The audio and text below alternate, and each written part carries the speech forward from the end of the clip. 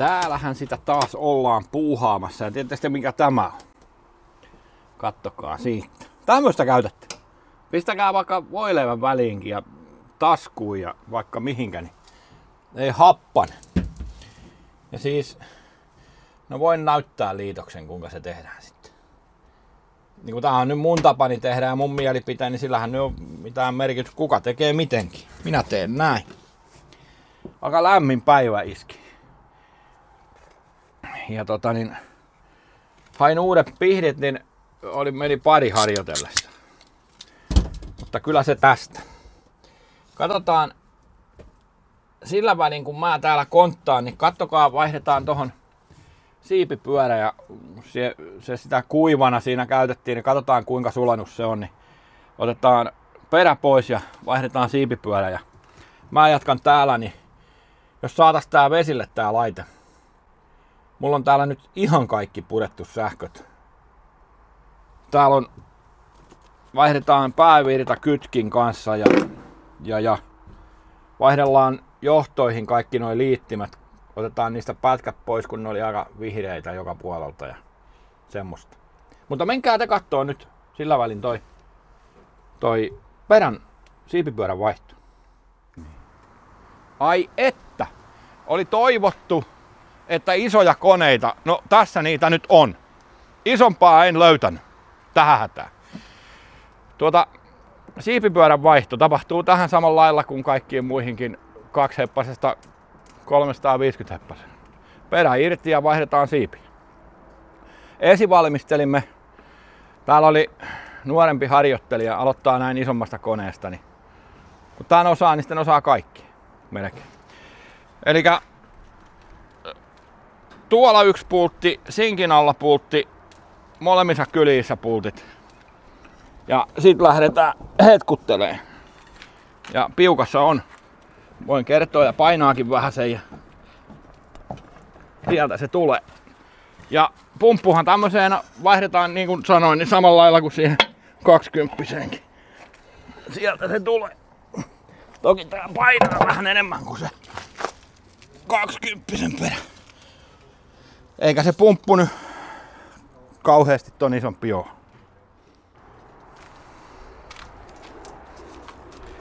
Siinähän meidän potilas on. 12 ja jestas, täällä on nyt joku NATO-operaatio menossa. Rohkeasti tällainen otetaan. Ei pitäisi ihan tämän ikäisessä koneessa vielä olla ihan hulluna kiinni. Hulluna kiinni. Ja jos ne on kiinni, niin varovasti edes takaisin vaan ja koittaa jotain rasvaa väliin irrotinta. Saa nähdä kuinka piukassa on. Eihän se ollut edes kiinnikään. Noin, siinä on kotelo. Täälläkin on jotain tiivisten liiman näköistä mönijää. No ei oo enää. Sitten pumpun kuppi. Ja siellä on se kuivana pyörinyt nyt sitten mennyt ihan paskaksi. Huomaatte, että se on ihan sulanut suorastaan. No ei sille ole käynyt mitään. Ja vaikka siitä huuhtelusta tosta pistää vettä, tai vaikka. Siis kun siitä laittaa vettä, niin kyllä sitä vettä valuu tännekin sen verran, että kyllä se nyt vähän voitelua saa. Toki se ei pumppaa, mutta... Ja siellä on joku, että no toihan on hyvän näköinen. Tullaan taas kerran siihen, että ei ole. Tämä lapa ei oikea enää. Minä otan tosta uuden originaalin, jossa on paketin auki. Sain.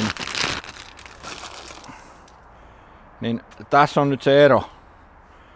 Tämän lavan ja tämän uuden lavan välillä se ero.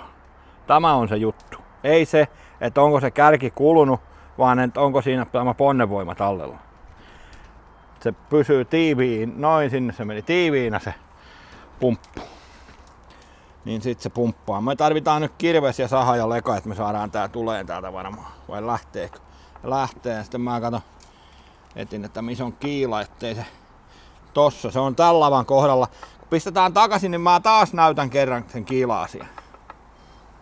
Tää tulee täältä aika hyvin. Tää varren voisi nyt tietysti putsata oikein kunnolla. Niin ei jäisi kiinni. Niin täällä on nyt kiila. Tämmönen metallinen lätkä.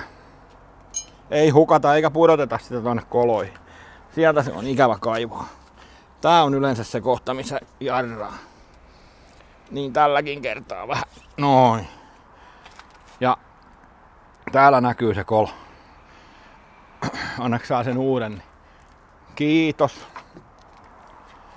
Niin. Tänne on merkattukin tohon. Tommonen, että siinä on se kiila. Ne otetaan siitä kiilan kohdalta kiinni. Laitamme tämän kiilan tänne paikalleen. Tänne. Ja tämän uuden. Näin, mä arvasin tää uusi on sitten niin perkeleen kireä. Pistetään siihen. Kyllä te tiedätte. Vähän sylkäseen, niin kyllä se menee. Noin. Sitten taas etitään se kohta. Se on toi lapa. Niin kuin sanoin, niin kun putsais tän, niin tää kävis vähän helpommin. Tää ei olisi ihan näin kireä. Noin. Ja se on edelleen toi lapa, missä on toi merkki. Kiila tänne. Ja tää on tällainen kyljelläänkin voi pitää, niin tää on ihan helppo laittaa. Se on siellä nyt. Sitten tarkistetaan tää kuppi. Ettei oo kauhean raamune. Ei ole, oikein on siisti. Ja tää laitetaan takas tänne. Siellä on 2 tommoista väkästä, mikä pitää osua tuolla kohdillensa. Ja silloin toi sihti tai toi aukkohan tulee tohon, mistä se vesi sitten lähtee nousuun. Noin, se menee tasalle, kun se on pohjassaan. Ja sitten katsotaan, että tää tiiviste on ehjä. Vaihdetaan tarvittaessa. Ja nyt sitten tää laitetaan tänne takaisin. Tää on se homma, kun tarvii olla se taikatsimi. Näin. Ja jos ei käsi jaksa pyörittää, niin sitten toi tonki avuksi. Näin. Eiks ollutkin kauhean vaikeet? Se on siellä.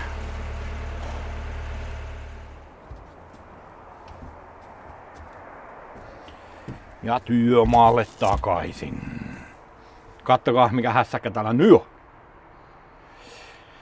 Jestas. Mutta tiedättekö te mitä?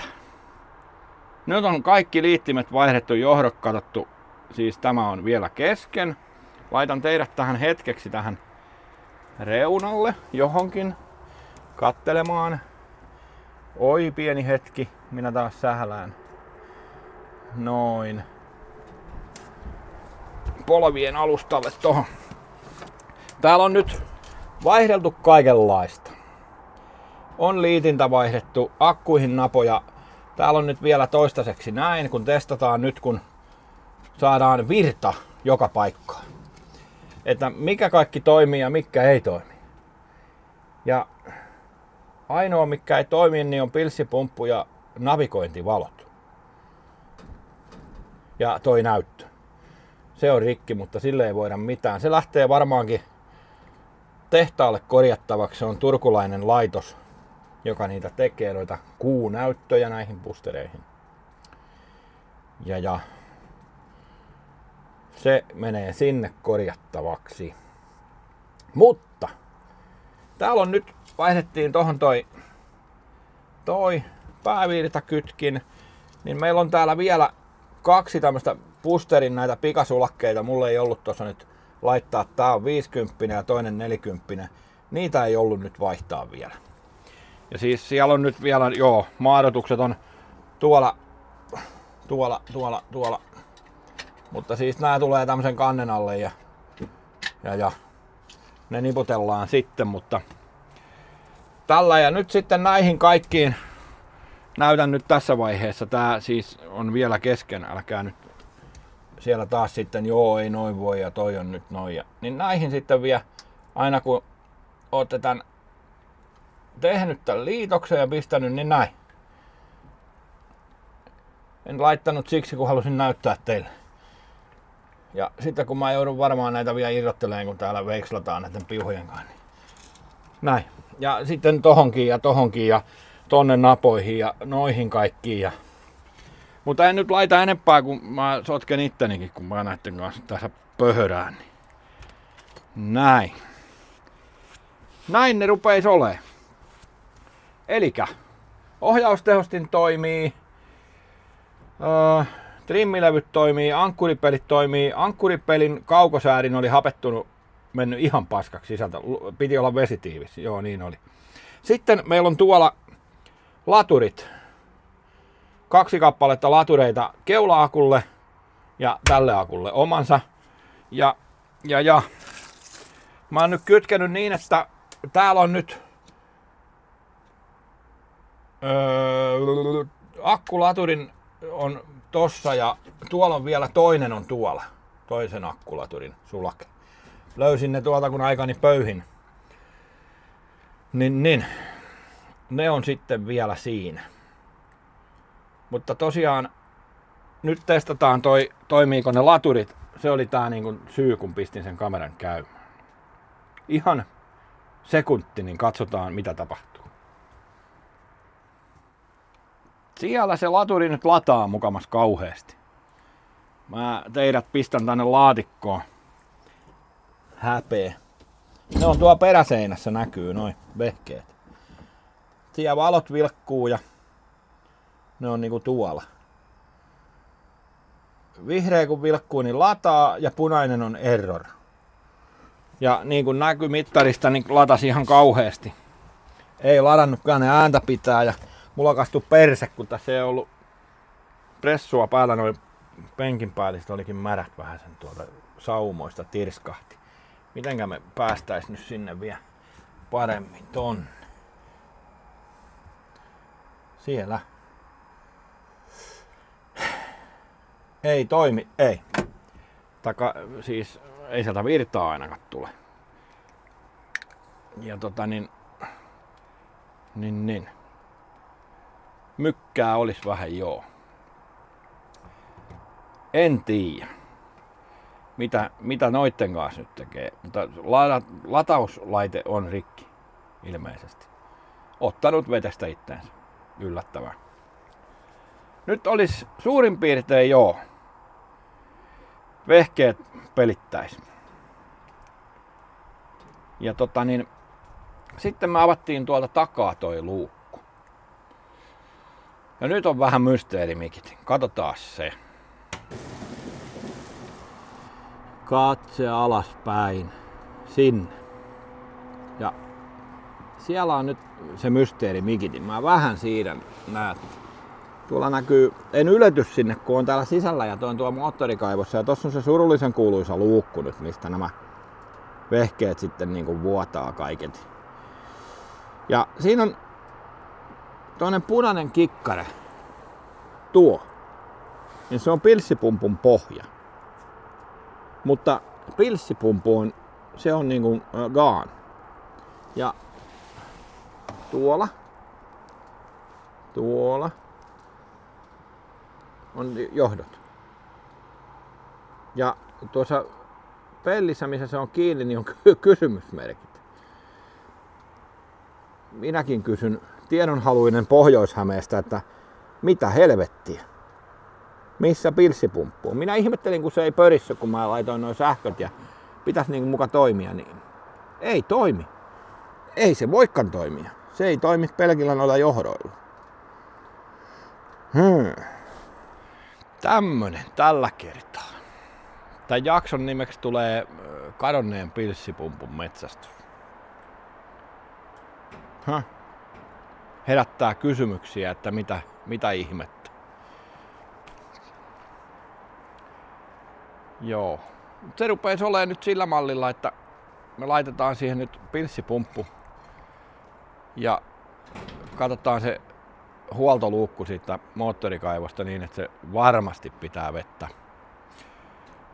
Minä jatkan latureiden tutkintaa ja keulakonetta vielä siellä on nyt joka paikassa uusittu liitokset, niin naksuu vain vieläkin tuo. Katsotaan mikä siellä jumittaa, onko se moottori ottanut niin itteensä, että se ei vaan pyöri sen takia. Sitä tutkitaan vielä. Ja nyt mahdollisesti huomenna, ylihuomenna, siis nyt on niin kuin tiistai, niin mahdollisesti mennään vesille. Heti kun saadaan se nyt kärrylle tai kyytisille, niin mennään koittaa, mutta ensin varmistetaan vielä, että kaikki on niin kuin perushommat toimii. Trimmi ainakin tuntui toimivan. Joo. Mutta viimeistään näemme Busterin ja Mysteerimikitin pilssipumpun, niin kun laskemme sen veteen ja menemme ajelee. Ja sitten kun saadaan siitä ihan kaikki kuntoon, näytöt ynnä muuta, niin tehdään joku yhteenveto. Ja selvitellään, vähän jutellaan, että taikka minä juttelen, te kuuntelette. Niin. Että miksi se oli uponnut? Se ei ole mullekaan nyt ihan kirkkaana kyllä tässä nyt selvinnyt, että mikä se on se syy, mutta kyllä se tästä selviää. Sen takia siellä oli kai se kysymysmerkki. Ehkä en tiedä. Mutta seuraavaan kertaan. Ciao.